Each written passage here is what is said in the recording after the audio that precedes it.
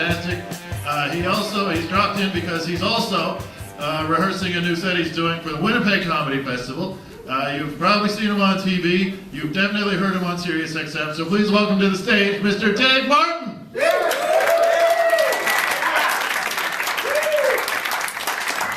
Thank you. Give another big hand for your host, MC Ron Sparks, everybody. Screw these people. These guys have been bugging me all night.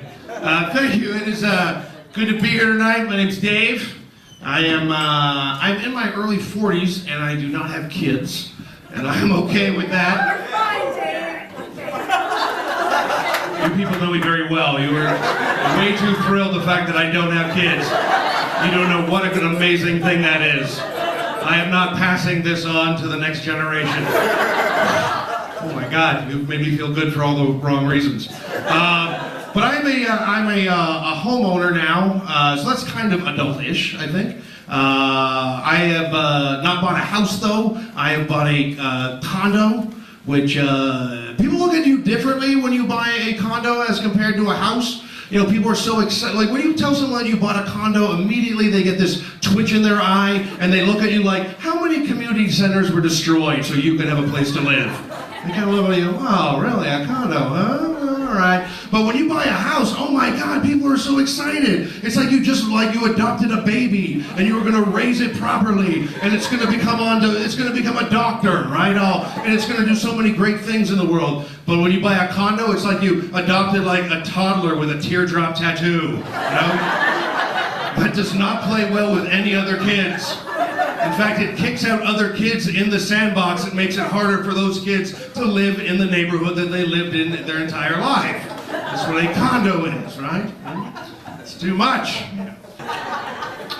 People get so worried about the gentrification of a neighborhood when a condo comes in, and people get worried and they get scared. You try to hope that the neighborhood stays the same, but sometimes it doesn't. Sometimes the condos come in, and then it's just like spas and coffee shops, and it's like moms wheeling around their kids that are named like Tristan and Abigail that have their own Instagram accounts, and guys wearing ironic T-shirts, and and the bearded hipsters with portable record players that run on kale. Oh my God, the pretentiousness of a condo is incredible. I've accepted the fact that probably I'm never going to have a lawn. I'm never going to yell at kids to stay off of it.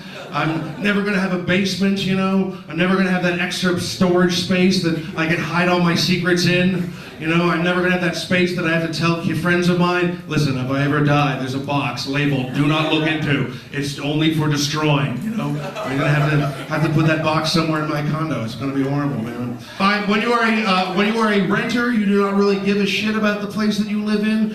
Every problem is someone else's problem because you are secure in the fact that you are not going to live there for very long. You're like, oh yeah, that mold over there. Oh yeah, I'll take care of that one day. Or the next person will, shit like that. Basically when you were renting, it's like you were really in a really expensive hotel room with all your stuff in it and shitty housekeeping. That's what it is. But when you buy a place to live in, all of a sudden it's sort of like, well, I could die here. It's now I'm in a coffin with all my own stuff in it. That's what you look at it. But before the place was completely built, though, I actually visited the place because it was like an old factory that made toothpaste, and they just renovated it, and now people live in their little boxes there. And when I got there, I visited the building before it was built, and it's surrounded by this gigantic mesh fence. And I'm standing there, and I'm looking at the building, the place where I'm eventually going to live in, and I couldn't help but notice there was a condom stuck through the mesh fence surrounding the building. And my first reaction was, holy shit, this place isn't even built, and someone is loving it, And I'm sure, love the building, if that's what they were sort of getting off on. But I also like to think that maybe there was someone else on the other side of the fence. So it's like some crazy war-torn country where they're like, we are not going to let this crazy war stop us from making love. We are going to have sex through the fence. Now suck it through the fence. Let's go, let's do it through the fence. And then maybe some guard saw them having sex through the fence, and he put up a couple of shots in the air, and they ran off in opposite directions like two scared dogs, And then just this sad dangling condom that reminded them of their love for the building or their defiance and their love for each other. I don't know. Whatever story's more interesting is the one that I like to go with. But yeah, we have a Facebook page too for people that like rat out people on the building, you know, and like, whose dog took a shit in the elevator? Very pressing issues, and like, you know, and I'm sitting there going, I hope it was just a dog. That's all I'm hoping for.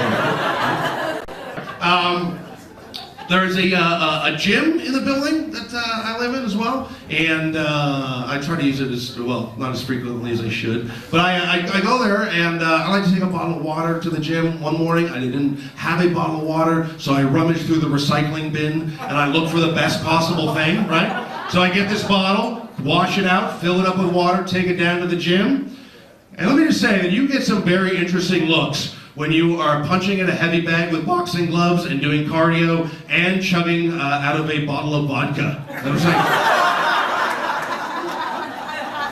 when there's water in it, it's now a bottle of water, thank you. I'm now the most unapproachable guy in the building that is very open about his alcoholism. Take what you get, huh? But the most awkward moment that I've had in the building since I've lived there was I was taking the elevator. I'm going down, you know, to the basement and where the garage is. And this woman gets on. I'm on the 4th floor. She gets on the 3rd floor. She's holding a pug dog, like an old pug dog. I can tell it's old. Nothing wrong with that, right? And so I'm trying to be neighborly, and I ask her, "Oh, what a lovely, cute dog you have. How old is your dog? What's its age?" And she goes, "Oh, well, she's 14. And I was like, "Aww." And have you ever started saying something and halfway through saying it, you realize that someone, if they really wanted to could take this the wrong way? You know, you know, while you're saying it, you realize, man, this is coming out wrong.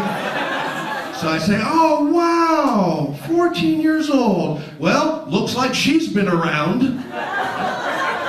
She gets off the elevator, she covers up her dog's ears and looks at me and goes, "What's that supposed to mean?" "Well, you've caught me, lady. I just called your dog a whore." That's right, now I'm the guy in the building that loves to slut shame animals. That's me.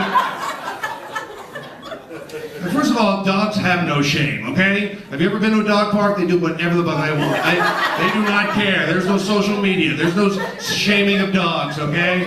And second of all, I mean, first of all, what's wrong with being old, right? There's nothing wrong with being an old dog. Maybe it's got some stories to tell, right?